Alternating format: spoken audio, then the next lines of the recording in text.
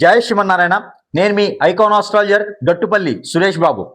ఈరోజు మనకి ఈ యొక్క వైష్ణవి భక్తి ఛానల్ చూసేటువంటి ఆరాధించేటువంటి ప్రేక్షకులందరికీ కూడా జై శ్రీమన్నారాయణ. ఎవరైనా సరే సబ్స్క్రైబ్ చేయలేదంటే కనుక సబ్స్క్రైబ్ చేసుకోండి.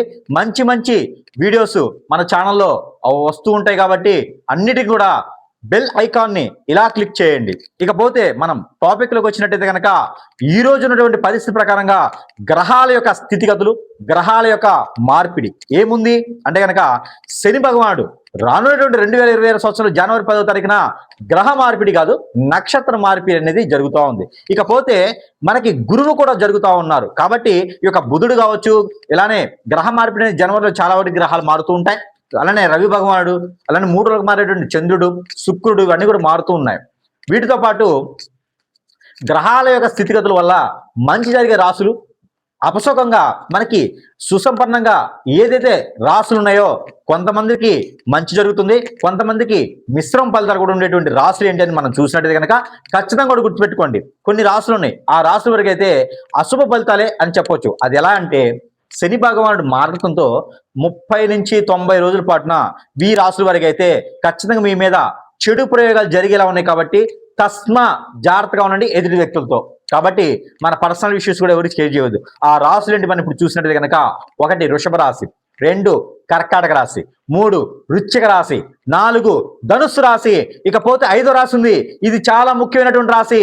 ఈ రాశి ఏంటంటే కనుక మిథున రాశి. ఈ దాంతో పాటు ఇంకోటి కూడా ఉంది, మీన రాశి. ఈ యొక్క రాశులు వారు ఖచ్చితంగా జాగ్రత్తగా ఉండండి ఎదుటి వ్యక్తులతో.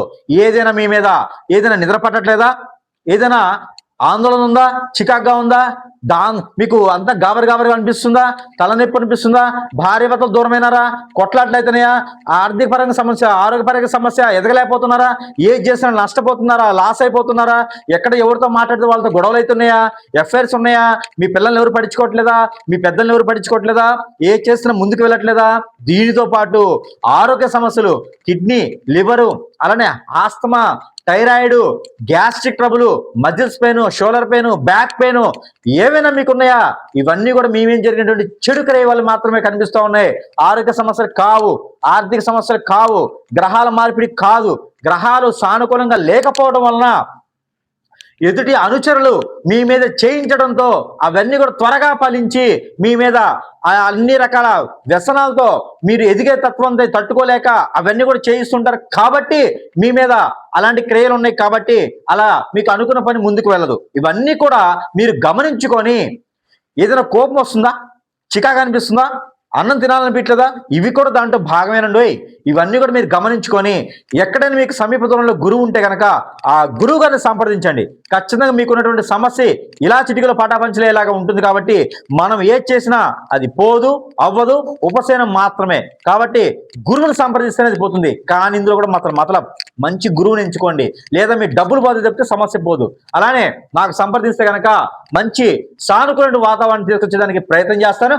మన దగ్గర దానితో పాటు కొన్ని రకాలైనటువంటి వస్తువులు కూడా మంత్రోచ్చారణ చేసినవి మన దగ్గర లభ్యపడుతూ ఉంటాయి. అది మన ప్రేక్షకులకి ఎవరికైనా బాగలేదు, ఉద్దేశపూర్వకంగా లేదు, ఏదైనా సమస్యలు ఉన్నాయంటే కనుక సరసమైనటువంటి ధరల్లోనే వారి చెంతకే చేర్చేటువంటి కొన్ని రకాల ద్రవ్యాలు, వస్తువులు మన దగ్గర ఉన్నాయి. కాబట్టి వాటితో పాటు మంచి సానుకూల వాతావరణం లభ్యపరచడానికి సిద్ధంగా ఉన్నాము.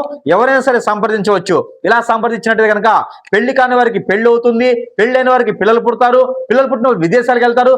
చదువులు కానీ, సంధ్యలు కానీ ఏదైనా కూడా మీకు బాగుండాలి, సుసంపన్నంగా ఉండాలి, జీవితంలో నలుగురితో పాటు కాకుండా మీరు ఒక స్టాచ్యూ లాగా ఉండాలని మనస్ఫూర్తిగా కోరుకుంటూ ఏదైనా సమస్య ఉంటే కనుక ఖచ్చితంగా సమర్పించాలని కోరుకుంటున్నాను.